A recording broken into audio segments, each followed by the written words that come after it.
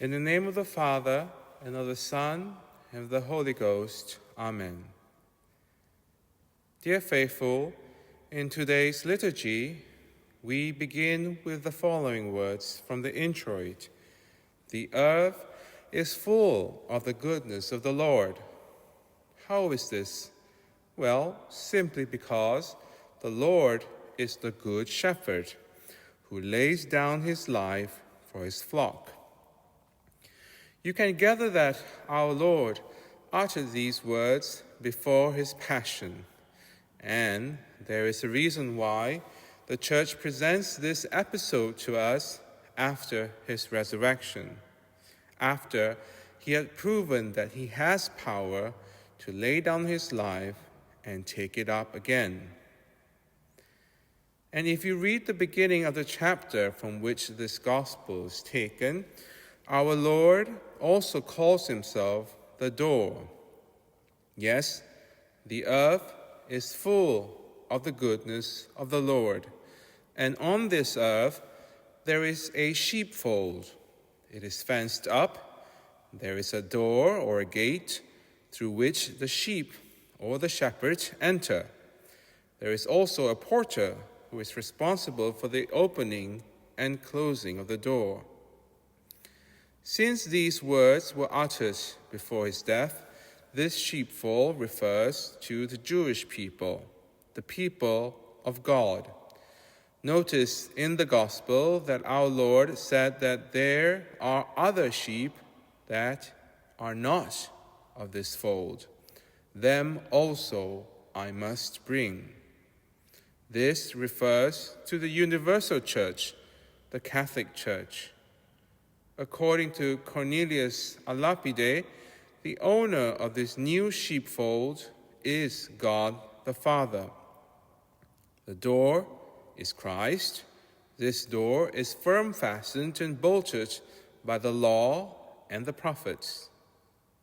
The porter is the Holy Spirit, and the sheep are the faithful that are within the church.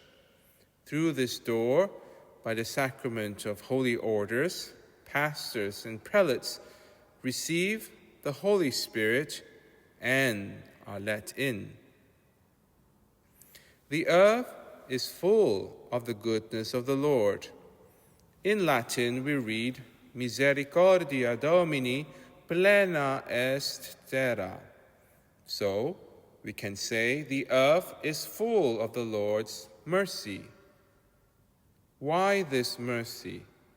God looks down from heaven on the children of men, and he has pity on us. What is the cause of this pity? Well, God sees that man, fallen man, is fickle, and he is always subject to change. There is a reason why our Lord cried out, Father, forgive them, for they know not what they do. For this reason, God truly has a special mercy and pity for mankind, especially those who realize their own misery. The earth is full of the Lord's mercy. This mercy comes in the form of governance. Yes, we all know that man needs to be governed. For this reason, Christ instituted the church, and through the sacrament of holy orders, he gives his apostles priestly authority, forming the sacramental and hierarchical structure of the church. What is authority? Authority is the power which one person has over another, so as to be able to justly exact obedience. Yes, justice requires that we submit and give our obedience to legitimate authority. Rulers have authority over their subjects, as Jesus has shown when he placed himself under the jurisdiction of Pilate. Parents have authority over their children and not the other way around. Teachers have authority over their students and not the other way around. All persons must derive whatever lawful authority they possess from God Himself, from which they receive it directly or indirectly. Therefore, to disobey our lawful superiors is to disobey God Himself, and hence such disobedience is always sinful. By the authority of the Church, we mean to say the right and power which the Pope and the bishops, as the successors of the apostles, have to teach and govern the faithful, the flock. This gospel seems rather pertinent to us today as we are about to elect the next Pope. You see how providence works through the liturgy, what we can say liturgical providence. Now let us ask ourselves, what is the mission of the Pope? The Pope, the Bishop of Rome, and the successor of Saint Peter is the perpetual, visible source and foundation of the unity of the Church. This might come as rather surprising. The Pope's mission has to do with the unity of the Church. The earth is indeed full of the mercy of the Lord. Man needs to be governed. Man needs to be binded and united. In the Creed, which we will recite after the homily, we say, Unam sanctam catholicam et apostolicam. These are the four essential marks by which man can identify the true Church. You notice that the oneness, this unity, comes before even holiness. Our Lord did say, after all, at the end of the Gospel, there shall be one fold and one shepherd.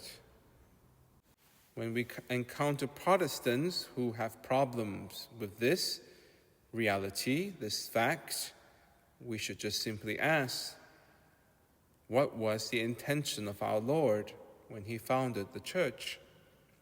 There shall be one fold and one shepherd. And when we study the history of the Church, we know that the main target of the devil against the beloved spouse of Christ is its unity, and his vicar being the visible source and foundation of this unity. Since the announcement of the death of the Pope, many have suddenly become experts on papal elections. Many new Vaticanistas have risen, and they seem to have an inside knowledge to all the possible papabiles. There are also a lot of commentaries about the previous pontificate, and this seemed to have caused a lot of anxiety among the sheepfold as regards to the future of the Church. St. Francis de Sales famously wrote, "Anxiety is the greatest evil that can befall a soul except sin. God commands you to pray, but He forbids you to worry." Augustine of Alfeld, a German Franciscan, wrote a pamphlet in 1520 against Martin Luther, entitled Super Apostolica Sede, on the question on papal authority. And he wrote this in the preface of this remarkable work. When the truth of a matter is to be investigated, it is absolutely necessary to cast far away all envy, anger, hatred, pride, ambition, arrogance, vainglory, rashness, and obstinacy. According to him, the Apostolic See, or the chair of Peter, is the one supreme authority established, confirmed, and defended by divine law, in which Christ our God willed Peter and his successors to preside, as the head of the universal militant church, supreme pontiff, prince, pope, ruler, pastor, and sole and supreme vicar of Christ. Dear reader, when you hear the words apostolic see or chair of Peter, do not allow a foolish or vague notion to arise in your mind, as though it is referring to a wooden, stone, marble, golden, or silver physical chair, or something of that sort. So what is this see or chair of St. Peter? It is nothing other than the supreme authority, the supreme office of governing, preserving, feeding, and ruling the flock of Christ. What does the office of feeding the sheep of Christ entail? Certainly this, the unity of the Catholic faith, intact, sound, and uncorrupted, the unity of approved doctrine from the sacred canon of Scripture, the unity of rites, the rituals, and use of the 7 sacraments of the Church, the unity of obedience to the Lord.